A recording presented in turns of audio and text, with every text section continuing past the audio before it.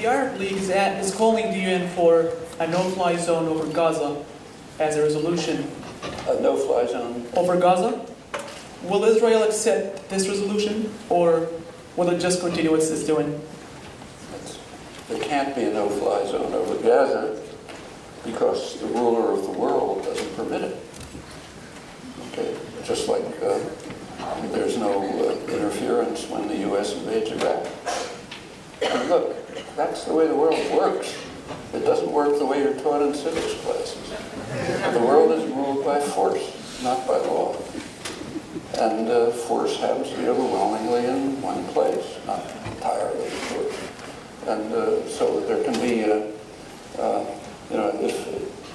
if the U.S. is participating in an invasion, as it was in the case of Gaza, the Gaza invasion is a U.S.-Israeli invasion. That's why Amnesty International called for an embargo. It's American arms they're using, American diplomatic support, and so on. So if the U.S. is participating in an act of aggression, you can't have any interference.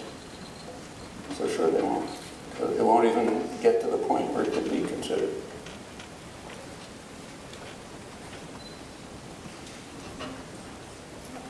I mean, that doesn't have to happen. These things happen because the American population permits it. We're the only ones who can stop it.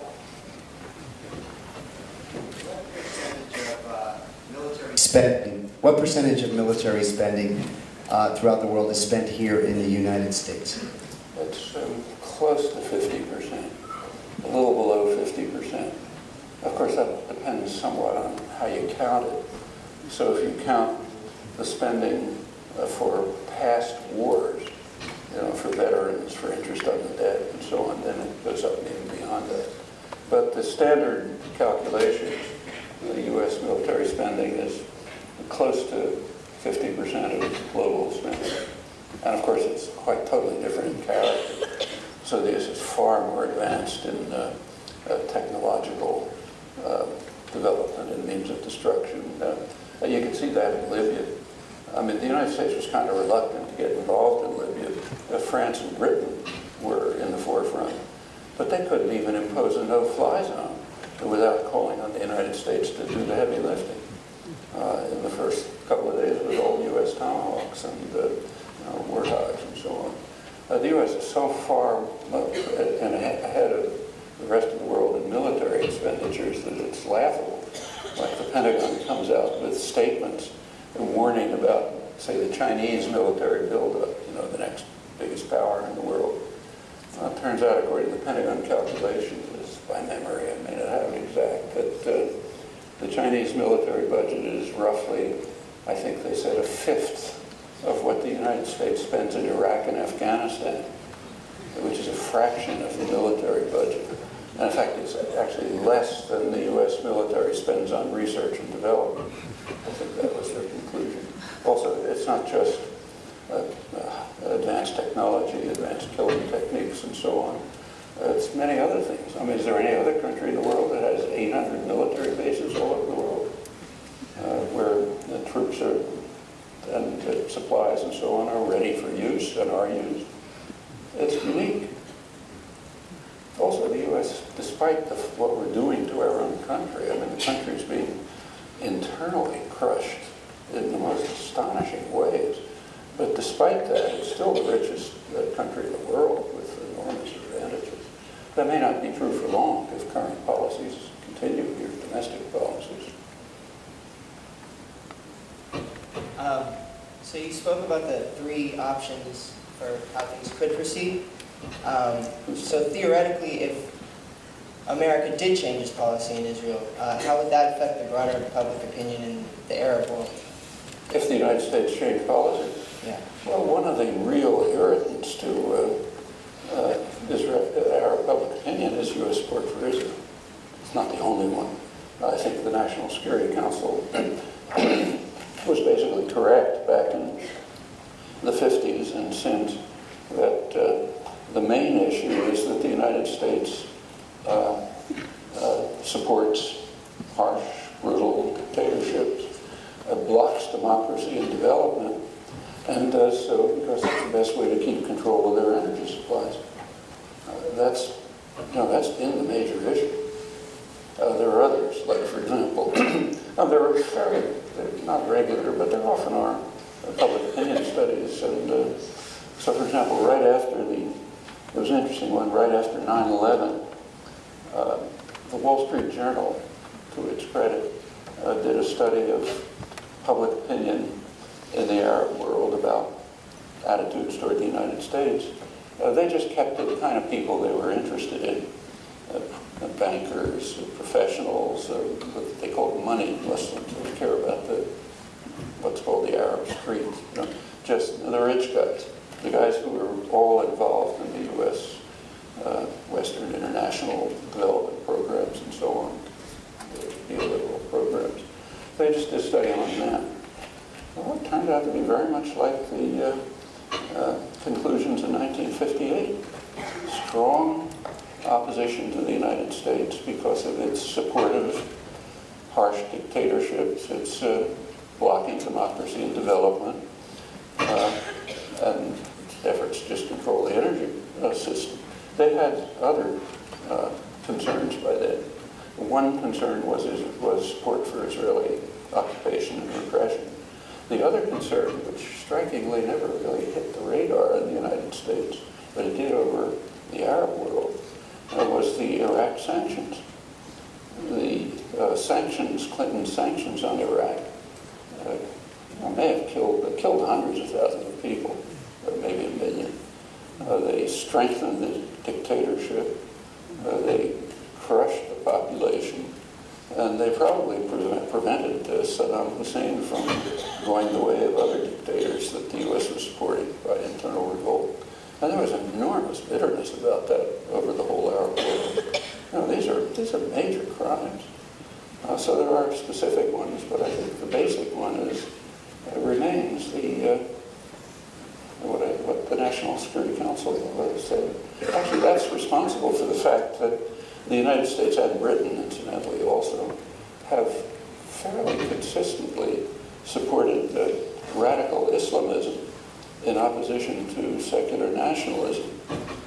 You can see it right now. The main ally of the United States in the region is Saudi Arabia, which is the most extreme radical Islamic state anywhere. Also the main supporter of jihadism and funder of jihadism and the ideological center of it. That's been the main beneficiary of U.S. and British support for a long time because it's the right kind of dictatorship. It keeps the population under control. For example, there was an effort in Saudi Arabia to have a day of protest, a Friday day of protest like everywhere else. Saudi Arabia was crushed instantly. There was such an intimidating military force, nobody even showed up. And that was considered fine, so I don't know what it is. So they keep the population under control, but they also have most of the oil. And they make sure that it works the way the West wants. So they're the ones they can support jihadism, they can set up madrasas throughout the Arab world to train, and in fact even elsewhere like Pakistan to train jihadis. The U.S. and Britain don't mind as long as they serve their main function. It's quite consistent. You see it in the internal records of both the U.S. and Britain. Do you see any chance of the uprising in Libya? Who's talking? Do you see any chance of the uprising in Libya having any spillover effect into Gaza? Do you see any chance of having the population of Gaza uprise in a similar manner? I don't think there can be an uprising in Gaza. Hamas is a pretty brutal outfit, and they run the place. They run a very tight ship. In fact, you can see developing a sort of a tacit agreement between Israel, Hamas, and the Palestinian Authority to keep things the way they are. That allows Hamas to run Gaza. It allows the Palestinian Authority, sort of a subsidiary to Israel and the U.S., to run Gaza Strip, and of course Israel likes it. But there was an effort, there were